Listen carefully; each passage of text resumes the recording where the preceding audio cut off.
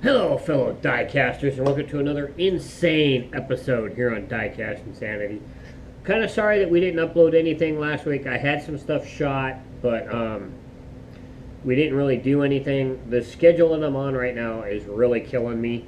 Between work and being early and having to sleep during the day and taking Shaden to football practice, it's really hurt how much time I have. I got to divvy up all that time between that and the rest of the family, the slot car channel, which is the important thing to me, and then other stuff. So this channel is going to be kind of sporadic when it comes to uploads until probably after Shaden's football season, and then I'll be able to come back full bore in this channel. So just bear with me. I will promise I will upload stuff from time to time. I have a couple of videos shot that will be uploaded before this one, so check those out as well.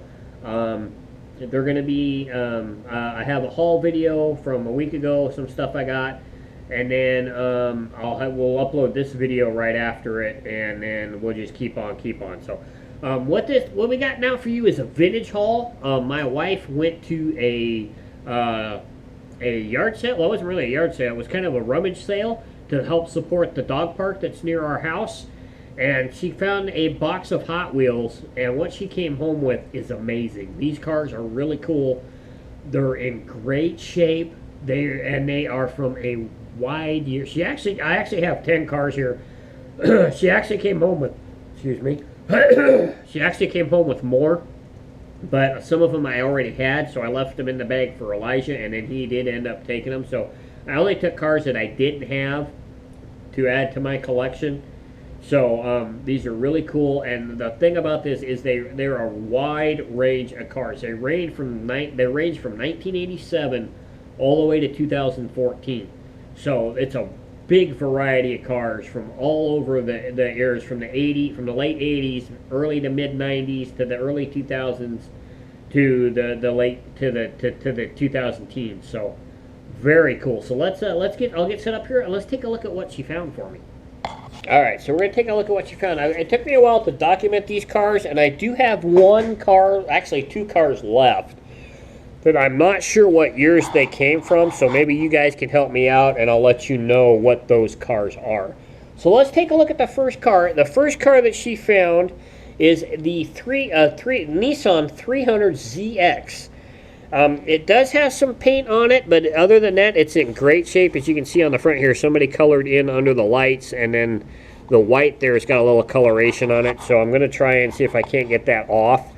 And then it's also got, somebody also did the tail on the car. So, but outside of that, this car's in great shape. A little chip on the mirror, as you can see there. This one on this side is okay. This one is the 3rd edition of this car. I have the 1st edition of this car. This is the 3rd edition from 1987 from the main line. As you can see, this car has opening doors, which is something you hardly ever see anymore on a Hot Wheel. So very, very cool to have this car. I can't believe how good a shape these cars are in that she found. It is just amazing what she found in that box, and the variety of years and the condition these cars are in is just unbelievable to me. So very cool. So that's car number 1. Very cool. Nice to have that car. I only have one version of that. Now I have 2. Very, very cool. Next up, this car is from 1988. This is from the main line. This is the very first edition of this car. This is the Porsche 959. And it's beautiful red with the ultra hot wheels. Now I have the 2nd edition of this car, which is basically the same paint scheme, but it's white, blue, and two-tone blue, I think. No, white, blue, and red with the same tempo work, except it's a white base with the blue and red stripes and stuff on it. So, but this is the very first edition of this car from 1988. Which I thought was really cool to have this very first edition of the 595. So now I have 2, the first and what I believe is the 2nd edition of the car. So very sweet car. Love the 959, very cool car. Very, very scientific for its age when it came out. Next car we have is a 63 split window Vette. This one is also from 1988 mainline. So you can see this car has black walls, but this car is in great shape. It's just amazing the shape that this car is in and the years that these cars are from. Obviously these cars were very well taken care of, and it's amazing that the condition that these cars are in. So my wife did very good at picking out what she picked out. So let's take a look at the first car that I'm having trouble identifying where it came from. The first edition of this car appeared with this paint job in 1994, but it had black walls on it, where this one has 7 spokes. So I'm not really sure what year this car came from. This is the Hot Wheels 500 IndyCar with the No Fear sponsorship on it. The one that it came out in 94 had black walls on it. So I'm not sure what year this car comes from. I'm having trouble identifying. So if anybody out there can help me and tell me what year this car came from, I'd really like to help out with that. The final run of this car was in 2001, so this car is no longer in the lineup for Hot Wheels, so they don't make this one anymore. So I'm still trying to figure out where this one falls, whether this was a promoter car, because it's not listed in the main line anywhere. The one that they showed on Wiki said it was from 94, but it had black walls on it, so not the 7 spokes. So not quite sure where this particular car came from. So if you guys can help me out with that, I'd appreciate it. I like to document my cars and know when and where they're from, so I can, keep that within my collection. So the next car up is the very first edition of the BMW M1. This particular one is from 1996. This silver with the gray bottom. Very nice car. In great shape. I believe this is a former Corgi casting that Hot Wheels got through the purchase of Matchbox. So it first appeared in the lineup with real riders on it. So, but very cool. But this particular version is from 96.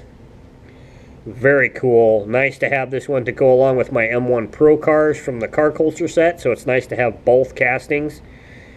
Very cool. Nice, sweet, and in great condition as well. So really cool to have that one. So next up is a car that I have, but I don't have it in this color.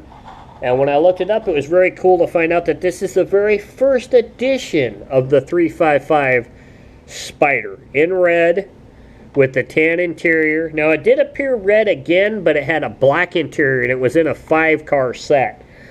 So if you have the red one with the tan interior, that is a first edition from 1999, which is what this one is from. I have a silver one of this with a black interior, which is from, I believe, 2004-ish.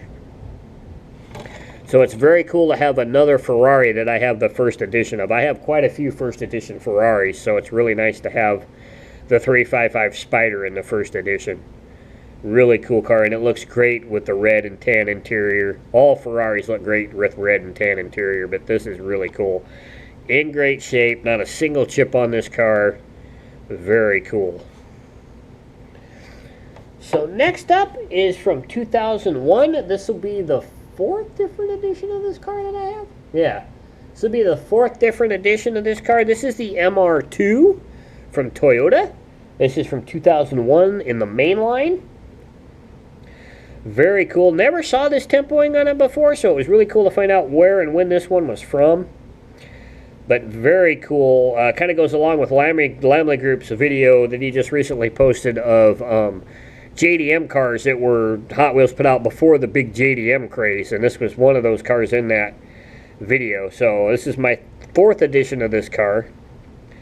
Very neat tempo on the car. Very cool, from 2001. As it drives off the turntable.